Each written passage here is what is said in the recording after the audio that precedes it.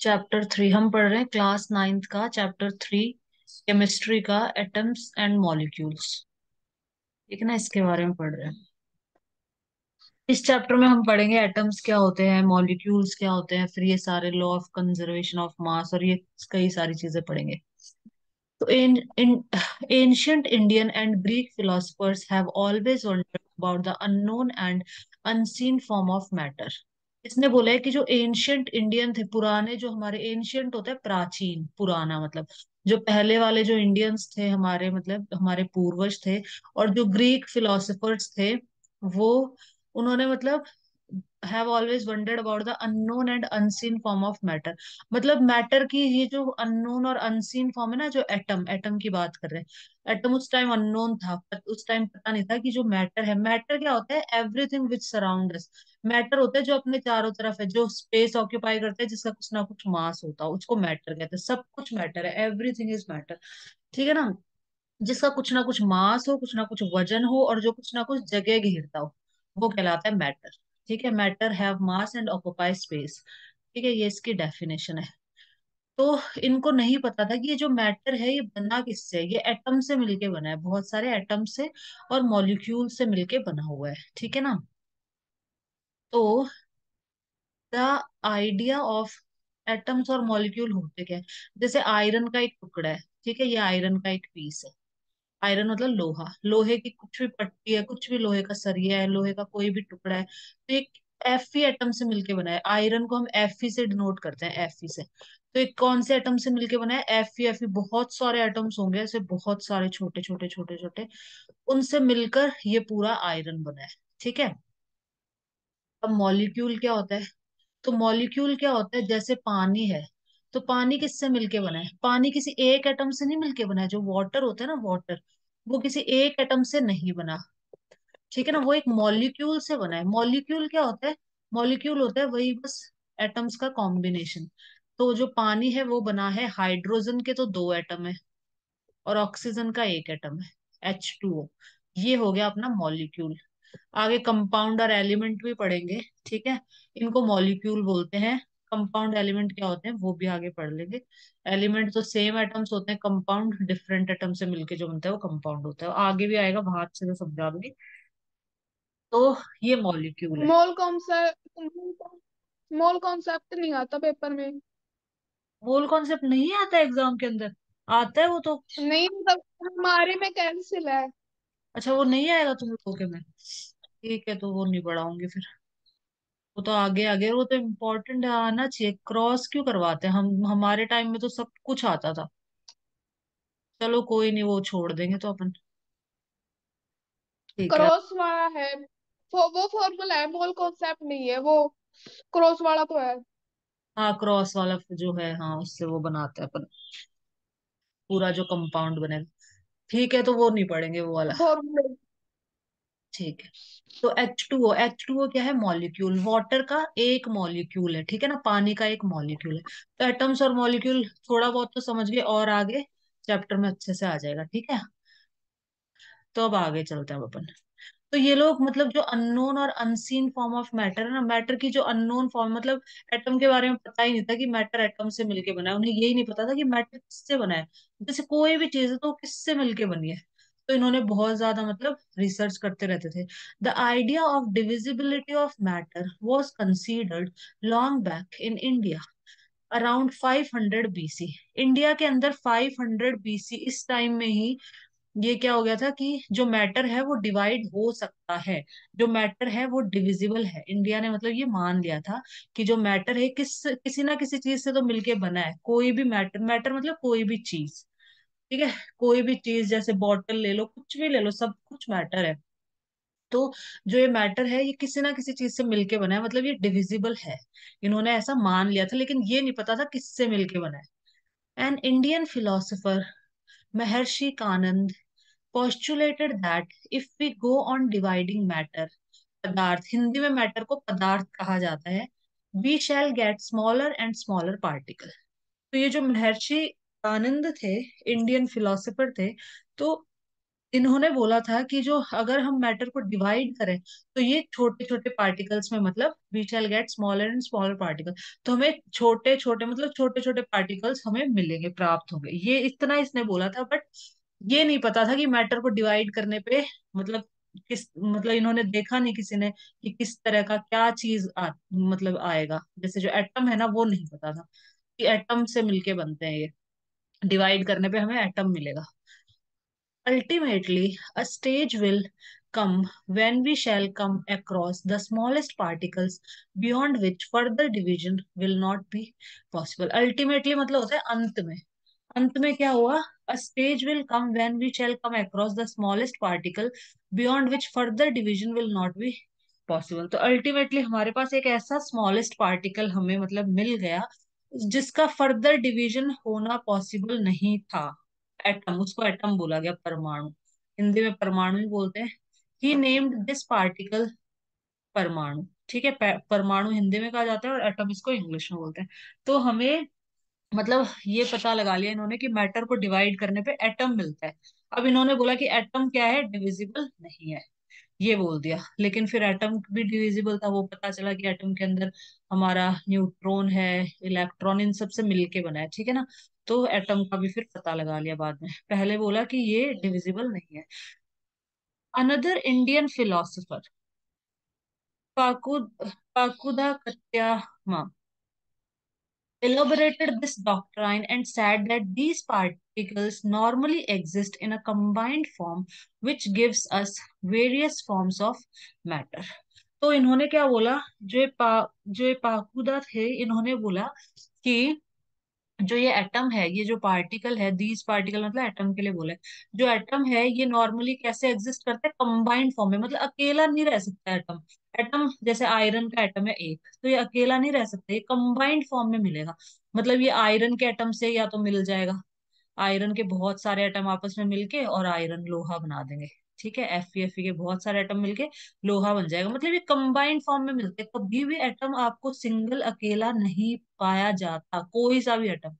ठीक है, ये हमेशा कंबाइंड फॉर्म में मिलता है। तो ये इन्होंने बोला था, ये भी इंडियन फिलोसोफर थे। ठीक है, पाकुधा, इन्होंने कहा कि these particles normally exist in a combined form which gives us various forms of matter। तो ये combined form में मिलते हैं जिसकी वजह से हमें अलग अलग प्रकार के मैटर, मतलब जैसे आयरन लोहा हो गया, एल्यूमिनियम हो गया, अलग अलग प्रकार के हमें जो मैटर है वो मतलब एग्जिस्ट करते हैं नेचर में। Around the same era ancient Greek philosophers Democritus and Leucippus suggested that if we go on dividing matter, a stage will come when particles obtained cannot be divided further। तो इन्होंने क्या बोला, ये जो ancient Greek philosopher, जो Greek philosophers थे, प्राचीन Greek philosophers थे, इन्होंने क्या बोला, इन्होंने बोला, ये लिख लो इसका मतलब, ल्यूसिबस का लिख लो,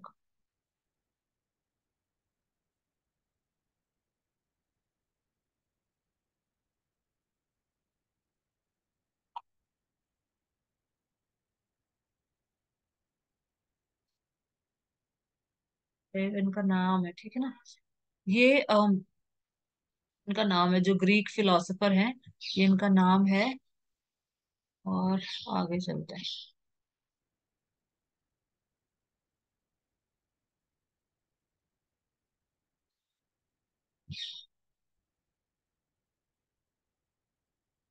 लूसीफस इनका नाम है। तो चलो ठीक है, अब आगे बढ़ते हैं। तो ये ग्रीक फिलोसोफर्स थे, इन्होंने सजेस्ट किया कि जब हम मैटर को डिवाइड करते जाएंगे, if we go on dividing matter, a stage will come when these particle obtained when stage will come when particle obtained can not be divided further. मतलब एक ऐसी स्टेज आ जाएगी जब उस पार्टिकल को हम फर्दर मतलब और ज्यादा डिवाइड नहीं कर पाएंगे। जैसे मैटर को डिवाइड करा, एटम मिला हमें, ठीक है ना, फिर एटम को भी, एटम के अंदर भी इलेक्ट्रॉन न्यूट्रॉन प्रोटॉन होते हैं, फिर इसके आगे नहीं पता। मतलब एक ऐसी स्टेज आएगी जहां पे ये फर्दर डिवाइड नहीं हो सकता। Democritus called these invisible particles atom. तो डेमोक्रिटस ने इन पार्टिकल्स को क्या कहा, एटम के नाम से बोला। अपन ने अपने अपने इंडियंस ने परमाणु के नाम से, और इन्होंने इसको एटम नाम दिया। Meaning indivisible, indivisible. एटम का मतलब होता है इनडिविजिबल। ठीक है, तो इन्होंने ये एटम का नाम दे दिया था यहाँ पे। तो ये ग्रीक फिलोसोफर इस तरफ कर रहे थे सेम टाइम, और अपने इंडियन फिलोसोफर्स भी कर रहे थे।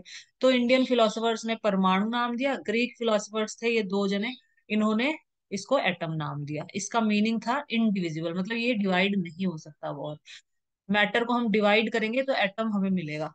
All this was based on philosophical considerations and not much experimental work to validate these ideas could be done till the 18th century। तो ये सारी क्या थी, फिलोसफी थी, ठीक है ना। फिलोसफी के आधार पर मतलब माना गया था बस। कोई एक्सपेरिमेंटल वर्क इन्होंने मतलब नहीं करा था इसको वैलिडेट करने के लिए। वैलिडेट मतलब उसको पक्का प्रूफ करने के लिए कि हाँ ऐसा है, ये सच है। तो बस ये एक तरह से फिलोसफिकल कंसिडरेशंस थी, मतलब बोला था कि ऐसा होता है, मैटर को डिवाइड करने पे एटम मिलेगा। ठीक है, इन सब की फिलोसफिकल कंसिडरेशन, फिलोसफी थी इन सब लोगों की, सारे जो साइंटिस्ट थे इनकी। Not much experimental work to validate these ideas could be done till the 18th century तक। तो ऐसा कोई भी मतलब एक्सपेरिमेंटल वर्क नहीं किया गया था, लेकिन बाद में कई साइंटिस्ट ने ये भी करके दिखाया। By the end of the 18th century, 18th century के अंत तक, मतलब एंड तक क्या हुआ, scientist recognised the difference between elements and compounds and naturally became interested in finding out how and why elements combine and what happens when they combine. तो 18 century तक इन्होंने जो फिलोसफिकल कंसिडरेशंस थी, मतलब बातों पे मान रखा था एक तरह से, एक्सपेरिमेंटल वर्क कुछ नहीं था इसको प्रूफ करने का। ठीक है, लेकिन बाद में साइंटिस्ट आए थे, उन्होंने प्रूफ भी करा कि हाँ ये एटम बीच में होता है, इसमें न्यूक्लियस होता है, सारी चीजें प्रूफ भी करके दिखाई। तो 18 सेंचुरी के अंत में साइंटिस्ट ने क्या किया, recognised the difference between elements और कंपाउंड। उन्होंने एलिमेंट और कंपाउंड के बीच में डिफरेंस रिकॉग्नाइज कर लिया। एलिमेंट तो क्या होता है, सेम एटम से जो मिलके बनता है उसको हम बोलते हैं एलिमेंट। जैसे H2 हो गया, H2 गैस है, तो ये दोनों जो हाइड्रोजन गैस है, तो ये दो हाइड्रोजन एटम से मिलके बनी है, तो इसको हम कहते हैं एलिमेंट। सिंपल सा चीज है, एलिमेंट मतलब जिसमें सेम एटम्स हो, तो उसको एलिमेंट बोलते हैं, सिंपल। ठीक है। कंपाउंड क्या होता है, जिसमें डिफरेंट एटम से जो मिलके बनता हो उसको कहते हैं कंपाउंड। ठीक है, तो कंपाउंड जैसे CO2 कंपाउंड हो गया, इसमें एक तो कार्बन का एटम है और दो ऑक्सीजन के एटम है, ठीक है, तो इसको हम कंपाउंड बोलते हैं। ठीक है, H2O भी कंपाउंड है। ये सब कंपाउंड है जो एक से अधिक एटम से मिलके बनते हैं, उनको हम कंपाउंड कहते हैं। ठीक है, मॉलिक्यूल क्या होता है, मॉलिक्यूल होता है जैसे पानी है, तो पानी का अगर हम सबसे छोटा टुकड़ा लेंगे तो H2O है, तो H2O मॉलिक्यूल में आ जाएगा इस तरीके से।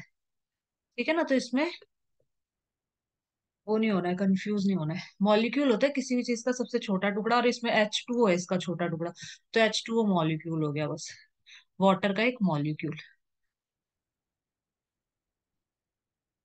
तो इन साइंटिस्ट ने रिकॉग्नाइज कर लिया था दोनों के बीच में डिफरेंस, एलिमेंट्स और कंपाउंड्स के बीच में difference, and naturally became interested in finding out how and why elements combine. और मतलब इन लोगों का इंटरेस्ट जग गया कि हमें पता लगाना चाहिए कि जो एलिमेंट्स है कंबाइन कैसे होते हैं।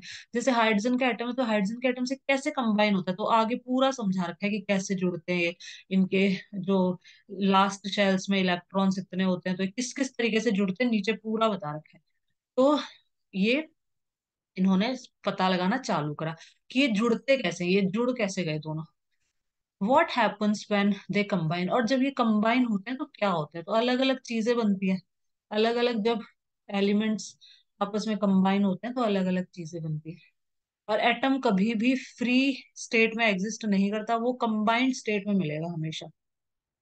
Antony L Lavoisier laid the foundation of chemical sciences by establishing two important laws of chemical combination। तो केमिकल कॉम्बिनेशन के दो लॉज इसने स्टैब्लिश किए हैं इन साइंटिस्ट ने। ठीक है, तो ये बहुत इंपॉर्टेंट है दोनों के दोनों लॉज ऑफ केमिकल कॉम्बिनेशन। तो इसमें दो आएंगे, एक तो आ जाएगा इसमें ये वाला लॉ ऑफ कंजर्वेशन ऑफ मास, और दूसरा आ जाएगा इसमें ये वाला लॉ ऑफ कांस्टेंट प्रोपोर्शन। ये दो लॉज इन्होंने बताए कि मतलब जो ये एलिमेंट्स है कैसे केमिकली कंबाइन होते हैं, ठीक है ना, ये समझाने के लिए, केमिकल कॉम्बिनेशन के लिए। तो लॉज ऑफ केमिकल कॉम्बिनेशन मतलब ये जुड़ने के लिए, ठीक है ना, कंबाइन होने के लिए दो लॉ बताए, दो नियम बताए हैं। The following two laws of chemical combination were established after, establish मतलब स्थापित करना, तो ये स्थापित हुए थे कब? After much experimentations by Lavoisier and Joseph L Cross. तो इन दोनों साइंटिस्ट ने बहुत सारे एक्सपेरिमेंट किए और उसके बाद ये दो लॉ इस्टेब्लिश किए, स्थापित करे, मतलब ये दो लॉ बताए कि इस तरह से ये जो एलिमेंट्स हैं, ये जो कंपाउंड है, ये ऐसे बनते हैं, मतलब इनके नियम बताए। Law of conservation of mass, ठीक है। Is there a change in mass when a chemical reaction take place. तो जब कोई भी केमिकल रिएक्शन होती है, केमिकल रिएक्शन क्या होती है?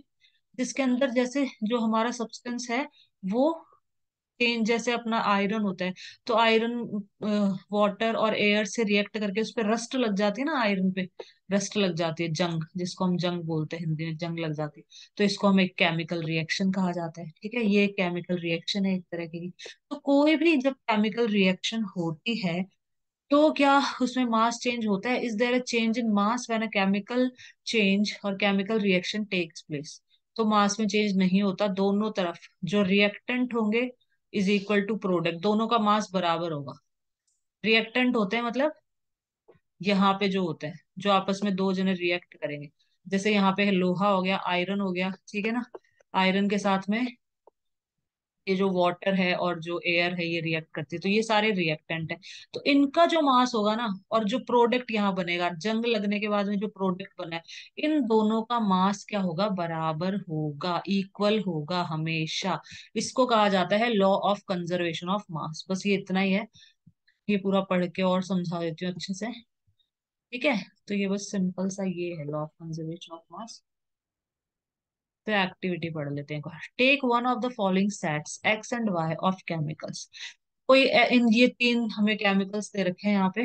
कॉपर सल्फेट दे दिया, इस यहाँ पे sodium carbonate, barium chloride, lead nitrate, sodium sulphate, sodium chloride, ठीक है।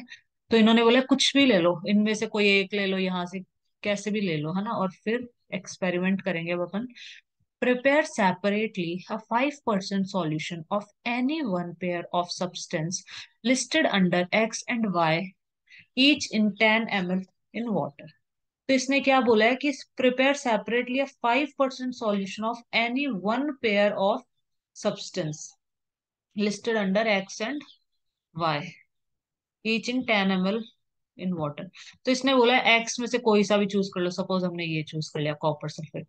तो कॉपर सल्फेट को 10 ml पानी के अंदर डाल दो। कॉपर सल्फेट अपना होता है CuSO4, ठीक है ना।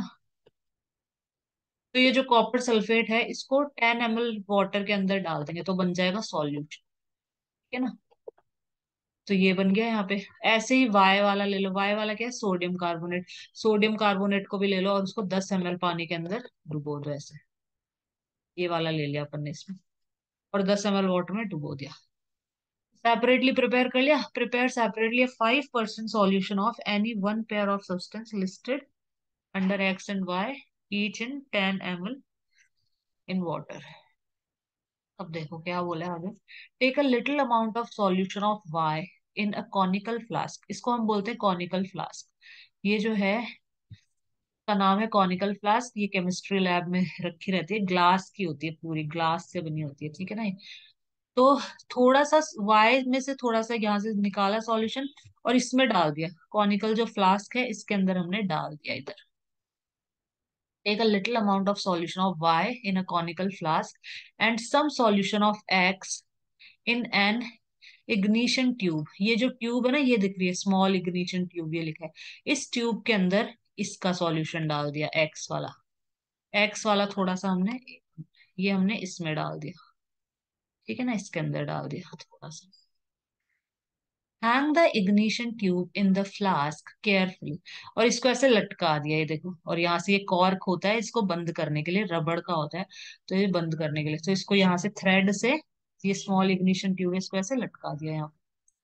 Hang the ignition tube in the flask carefully, see that the solution do not gate mixed. ये हमें ध्यान रखना है कि ये दोनों मिक्स ना हो जाए, ये अलग रहे और ये अलग रहे, दोनों मिक्स ना हो। ठीक है, अब देखो, put a cork on the flask, यहाँ पे कॉर्क लगा दिया हमने, ये थ्रेड है जिससे इसको बांध रखा है इग्निशन ट्यूब को। ये हमारी कॉनिकल फ्लास्क है, इसमें एक्स वाला सॉल्यूशन है और इसमें वाई वाला सॉल्यूशन है। Ignition tube containing solution of X dipped in a conical flask containing solution of Y. ठीक है, ऐसा कर दिया। इसके बाद weigh the flask with its content carefully, तो जो फ्लास्क है इसका वेट पूरा मेजर करना है, पूरा वेट इसका मेजर कर लो, ये बोला इसने। अब ये अलग अलग रखे ना हमने, इसका वेट मेजर कर लो पूरा। ठीक है ना, इसको नाप लो, तोल लो मतलब। फिर now tilt and swirl the flask so that the solution X and Y get mixed. अब थोड़ा सा टिल्ट ट्विल्ट कर दे, टिल्ट कर देना मतलब थोड़ा सा टेढ़ा कर दो ताकि ये मिल जाए, और या उसको घुमा दो, स्वर्ल कर दो, इसको थोड़ा घुमा दो या टेढ़ा कर दो ताकि ये दोनों आपस में मिक्स हो जाए। और मिक्स होने के बाद वापस हम मेजर करेंगे इसका वेट। एक्स और वाई सॉल्यूशन मिक्स हो गए, वे अगेन है ना, तो इसका वापस से वेट अपन को मेजर करना है। What happens in the reaction flask, reaction जो ये फ्लास्क है इसमें क्या हो रहा है। Do you think that a chemical reaction has taken place, क्या आपको लगता है केमिकल रिएक्शन, हाँ होगी ऑब्वियसली, दो केमिकल आपस में रिएक्ट होंगे तो कुछ ना कुछ केमिकल रिएक्शन होगी। Why should we put a cork on the mouth of the flask? Flask के माउथ पे कॉर्क इसलिए लगाया ताकि जो गैसेस है, कोई भी जो भी प्रोडक्ट है वो सारा अंदर ही रहे, बाहर ना निकले, और ताकि वेट सेम आ जाए। नहीं तो बाहर निकल जाएगा तो फिर वो वेट में डिफरेंस आ जाएगा। Does the mass of the flask and it's contents change, क्या फ्लास्क का मास या फिर उसके जो कंटेंट है उसमें कुछ चेंज हुआ है, तो फ्लास्क के मास में कोई भी चेंज नहीं होगा। जो कॉनिकल फ्लास्क के पहले दोनों अलग अलग थे तब इसका वेट मेजर करा उतना ही था, जब दोनों को मिक्स कर दिया केमिकल रिएक्शन हो गई उसके बाद मेजर करा तब भी उतना ही था। बस यही है chemical law of conservation of मास का मतलब। मतलब कोई भी रिएक्शन होती है, कोई भी रिएक्शन हो रही है, तो उसके जो रिएक्टेंट हैं इनका टोटल जो मास होगा, नीचे और आएंगे वैसे इसके क्वेश्चंस भी हैं इसके ऊपर, तो उसमें और अच्छे समझ आ जाएगा। और जो प्रोडक्ट का जो मास होगा, रिएक्टेंट का जो मास होगा, जो प्रोडक्ट का मास होगा वो बराबर होगा, इक्वल होगा, इन साइंटिस्ट ने ऐसा बोला। कोई भी केमिकल रिएक्शन होती है तो उसके अंदर रिएक्टेंट और उनका प्रोडक्ट का मास इक्वल होता है। The law of conservation of mass states that mass can neither be created nor destroyed in a chemical reaction. तो लॉ ऑफ कंजर्वेशन ऑफ मास क्या है, ये टिक कर लो, इंपॉर्टेंट है। Law of conservation of mass, definition पूछी जाए तो ये लिखनी है कि मास ना तो क्रिएट किया जा सकता है और ना ही डिस्ट्रॉय किया जा सकता है। ठीक है, तो ये हो गया यहाँ पे खत्म। नीचे से क्वेश्चंस आएंगे वहां पे और अच्छे से समझ आ जाएगा। लॉ ऑफ कांस्टेंट प्रोपोर्शन, अब ये है, ये दूसरा लॉ है, ये भी इंपॉर्टेंट है, ये पढ़ लेते हैं अपन। क्वेश्चन आंसर, हाँ ये क्वेश्चन आंसर है ना, इनमें अच्छे से समझ आ जाएगा, दोनों लॉज अच्छे से समझ आ जाएंगे क्वेश्चन आंसर के अंदर। चलो ठीक है, अब आगे बढ़ते हैं। तो आज अपन इतना ही करेंगे, बस ये क्वेश्चन आंसर है ना यहाँ तक कर लेंगे आज, यहाँ तक पढ़ लेंगे आज, फिर व्हाट इज एन एटम क्या होता है वो अपन कल पढ़ेंगे।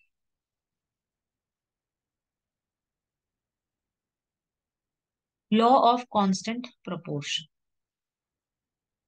Lavoisier, along with other scientists, noted that many compounds were composed of two or more elements, and each such compound had the same element in the same proportion. Lavoisier ने क्या बोला, Lavoisier और उसके साथ में अदर साइंटिस्ट थे, उन्होंने मतलब ये नोट करा, नोटेड दैट कि मैनी कंपाउंड, जो ज्यादातर जो कंपाउंड्स हैं वर कंपोज्ड ऑफ टू और मोर एलिमेंट, वो एक या एक से अधिक एलिमेंट से मिलकर बने हैं। कंपोज दो या दो से अधिक एलिमेंट से मिलके बने हैं, जैसे CO2 है तो ये तो दो से मिलके बना है, एक तो ऑक्सीजन से और एक कार्बन से, है ना, दो तरह के एलिमेंट से मिलके बना है। एंड ईच, कुछ होते हैं जो दो से ज्यादा से मिलके बने होते हैं, ठीक है ना, जैसे CuSO4 हो गया। इसके अंदर देखो कितने हैं, ये भी एक तरह का कंपाउंड है। तो इसके अंदर एक तो Cu हो गया, कॉपर, एक एलिमेंट, इसको मतलब हम एलिमेंट ही बोलते हैं अलग से, ठीक है, एक। और फिर सल्फर हो गया, एक सल्फर, और ऑक्सीजन, तीन हो गए इसमें। तो इस तरह से दो या तीन एलिमेंट से मिलके कोई भी कंपाउंड बनता है। And each such compound had the same elements in the same proportion, और इस each such compound had the same element in same proportion. जैसे CO2 है, ठीक है, तो CO2 CO2 CO2 ऐसे होगा, मतलब each such compound had the same element in, इस तरह का हर जो कंपाउंड होगा ना उसके अंदर सेम एलिमेंट होगा, और सेम प्रपोर्शन में होगा, कि एक तो कार्बन का दो ऑक्सीजन के, एक कार्बन का दो ऑक्सीजन के, एक कार्बन का दो ऑक्सीजन के। तो सेम प्रपोर्शन में होगा, और हर जो कंपाउंड होगा उसमें सेम एलिमेंट होंगे, और सेम प्रपोर्शन में होगा, irrespective of where the compound came from and who prepared it. कहाँ से आया है, किसने बनाया है, चाहे किसी ने ही बनाया, CO2 गैस बनेगी तो उसमें एक तो कार्बन होगा और दो ऑक्सीजन होंगे, ठीक है ना। तो इसको बोला है कि सेम प्रपोर्शन में होता है, इन द सेम प्रपोर्शन, ठीक है। यही है मेन, बस इसका कांस्टेंट प्रोपोर्शन यही है। Each such compound had the same elements in the same proportion, same element होंगे इस तरह के कंपाउंड में। जैसे CO2 का कंपाउंड है या H2O का कोई कंपाउंड है, तो वो कैसे बनेगा, CO2 का जो कंपाउंड है ये एक कार्बन के एटम से और दो ऑक्सीजन के एटम से मिलके बनेगा हमेशा, ठीक है। तो सेम प्रोपोर्शन में बनेंगे और सेम एलिमेंट होंगे इसके अंदर। ये दो ही एलिमेंट पाए जाएंगे कार्बन डाइऑक्साइड गैस में, ठीक है। तो इररेस्पेक्टिव ऑफ वेयर, किसने बनाया और ये कहाँ से आए हैं, ठीक है, इससे कोई मतलब नहीं है। अगर CO2 गैस है तो उसके अंदर सेम एलिमेंट होंगे और वो सेम प्रोपोर्शन में पाए जाएंगे। In a compound such as water, अब एग्जाम्पल दे रखे हैं देखो, जैसे वाटर है, इन्होंने वाटर का एग्जाम्पल लिया, तो वाटर का एग्जाम्पल समझा देती हूँ मैं, तो हटा देते हैं, वाटर का समझा देते हैं।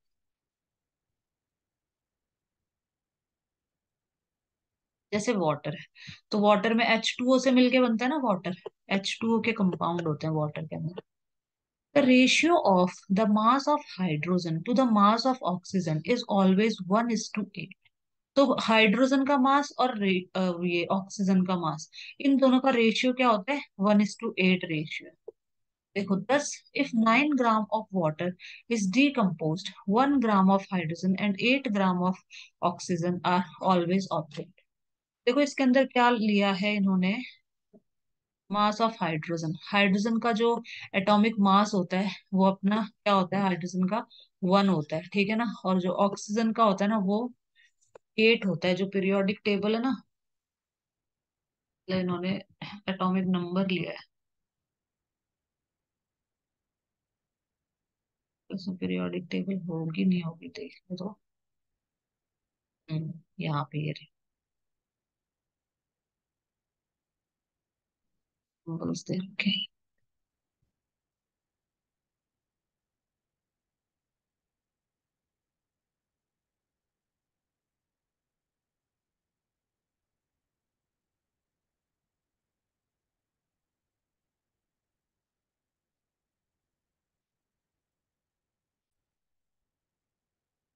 ठीक है, तो ये जो हाइड्रोजन और जो ऑक्सीजन होंगे ये हमेशा किस रेशियो में होंगे, 1:8 के में। ऑक्सीजन, इसका हाइड्रोजन का देखो 1 है एटॉमिक नंबर, और ऑक्सीजन का हमारा कितना है, 8 है, 8 है एटॉमिक नंबर। ये मास होता है, एटॉमिक मास होता है, ये एटॉमिक नंबर होता है, ठीक है। इसके अंदर ये एटॉमिक नंबर है, एटॉमिक मास भी इसका 1 ही है। ये एटॉमिक नंबर, ये एटॉमिक मास, ठीक है। तो ये हमेशा 1:8 के में होंगे, इसका एटॉमिक नंबर 1 है, इसका एटॉमिक नंबर है 8। तो इस रेशियो में ये हमेशा पाए जाते हैं।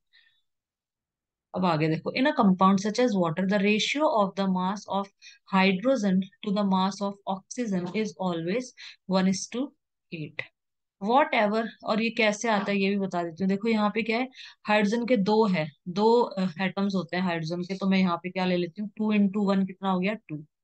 मास लेते हैं अपन पूरा, ठीक है। हाइड्रोजन का जो एटॉमिक नंबर है वो 1 होता है, और एटॉमिक मास है वो भी 1 होता है। देखो यहाँ पे दिखा देती हूँ वापस से, अभी दिखाया था मैंने। ठीक है, ये देखो हाइड्रोजन ये रहा, इसका एटॉमिक नंबर है 1 और इसका मास भी होता है 1।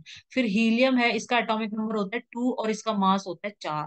ठीक है, तो मास की बात कर रहे हैं यहाँ पे, तो मास हाइड्रोजन का तो 1 ही है ना, तो H2O। और ऑक्सीजन का ये 8 और ये 16 होता है, 15.99, इसको हम 16 मानते हैं। तो 1:8 कैसे है, मैं ये समझा देती हूँ। देखो हाइड्रोजन के दो एटम है, तो 2 into 1। हाइड्रोजन का एटॉमिक मास है 1, तो 2 into 1 कितना हो गया, 2। 2 1 जा 2 हो गया। और ऑक्सीजन का एटॉमिक मास कितना है, 16। 16, ठीक है। तो इनका रेशियो कर लो, 2:16। इसको अगर मैं कैंसिल कर दूं तो 1:8 आ जाएगा। इस तरीके से ये हमेशा 1:8 के रेशियो में पाए जाएंगे।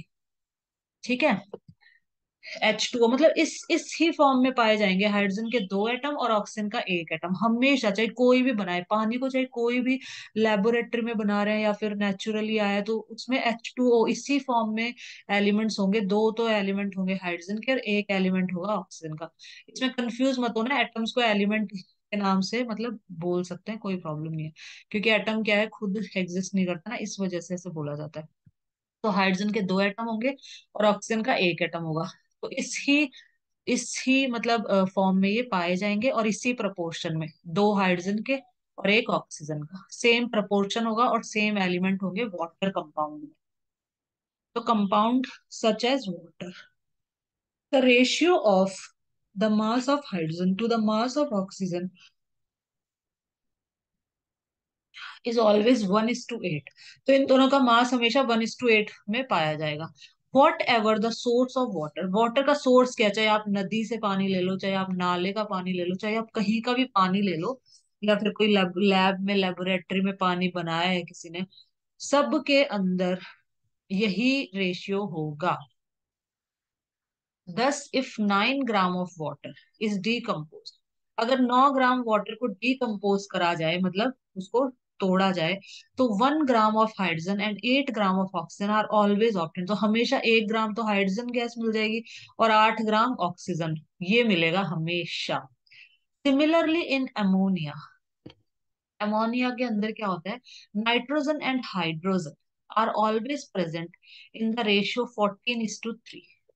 ठीक है, तो ये भी बता देती हूँ, देखो इसको मिटा देते हैं एक बार। तो ये देखो,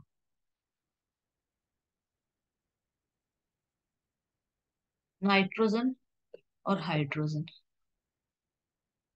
तो नाइट्रोजन का, सबसे पहले नाइट्रोजन का मास कितना होता है, यहाँ से देख लेते हैं पीरियोडिक टेबल से, 14 होता है इसका मास। फिर मैं दिखा देती हूँ, देखो 7 तो एटॉमिक नंबर होता है और 14 इसका होता है एटॉमिक मास। ठीक है, और हाइड्रोजन का तो हमें पता ही है, एक ही होता है, तो मास भी और नंबर भी। तो यहाँ पे इसका कितना हो जाएगा, 14, और यहाँ पे इसने कितना लिया है, 3। तो जो ये होता है ना ये जो अमोनिया होता है, ये अपना क्या होता है, NH3। NH3 अपना होता है अमोनिया। ठीक है ना, यहाँ से भी देखो,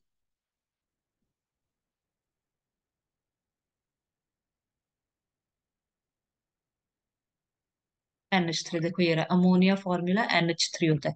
नाइट्रोजन का एक एटम होता है और हाइड्रोजन के 3 एटम होते हैं इसके अंदर। ठीक है, ammonia molecular formula is NH3। अब आगे चलते हैं अपन। तो जो अमोनिया होता है वो होता है NH3। तो अमोनिया हमेशा ऐसा ही पाया जाएगा, चाहे उसको लेबोरेटरी में बनाया जाए, चाहे वो नेचुरली मिले, कैसे भी मिले। Nitrogen and hydrogen are always present in the ratio 14:3। 14:3 के रेशियो में मिलेंगे। ये कैसे आया, देखो नाइट्रोजन का एटॉमिक मास होता है, एटॉमिक नंबर तो होता है 7, एटॉमिक मास उसका डबल कर लिया करो, हमेशा ज्यादातर डबल ही होता है। 7 का डबल 14, तो नाइट्रोजन का एटॉमिक मास हो गया 14। हाइड्रोजन का एटॉमिक नंबर भी 1 होता है, इसका एटॉमिक मास भी 1 ही होता है, 2 नहीं होता है, ये ध्यान रखना, 1 ही होता है इसका। तो 1:3 3, तो 14:3 के रेशियो में हमेशा पाए जाएंगे। तो nitrogen and hydrogen are always present in the ratio 14:3 by mass, whatever the method और the source from which it is obtained. आपने किस मेथड से अमोनिया बनाया है, कहाँ किस सोर्स से आपको अमोनिया मतलब कहाँ से प्राप्त हुआ है, इसका कोई भी मतलब ये इफेक्ट नहीं करेगा। इसी रेशियो में हमेशा पाए जाएंगे, बस यही है लॉ ऑफ कांस्टेंट प्रपोर्शन, यही है बस। भी नहीं है, बहुत इजी है। तो this led to the law of constant proportions which is also known as the law of definite proportion। इसको law of definite proportion भी कहते हैं, क्योंकि definite इसमें ये पाए जाते हैं, नाइट्रोजन एक और इस हाइड्रोजन के तीन एटम। तो डेफिनेट प्रोपोर्शन में इसको इसलिए इस नाम से भी जाना जाता है। This law was stated by Proust, ये जो साइंटिस्ट था जिसके बारे में हम पढ़ रहे हैं, इन्होंने स्टेट करा था। खत्म होने वाली है मीटिंग अभी यहाँ तक की, नेक्स्ट वीडियो में हम यहाँ से स्टार्ट करेंगे। As in a chemical substance the elements are always present in definite proportion by mass। तो इसने बोला कि एक केमिकल सब्सटेंस के अंदर जो एलिमेंट होंगे वो हमेशा डेफिनेट प्रोपोर्शन में पाए जाएंगे, जैसे CO2 है। ये मैं वापस एक्सप्लेन कर दूंगी नेक्स्ट वीडियो में और अच्छे से, ठीक है। अब ये मीटिंग एंड होने वाली है बस। नेक्स्ट वीडियो में हम यहीं से स्टार्ट करेंगे, यहाँ से एक्सप्लेन कर दूंगी वापस नेक्स्ट वीडियो के अंदर। गाइस अगर आपको वीडियो अच्छा लगा हो तो प्लीज लाइक शेयर और सब्सक्राइब कीजिएगा। थैंक्स।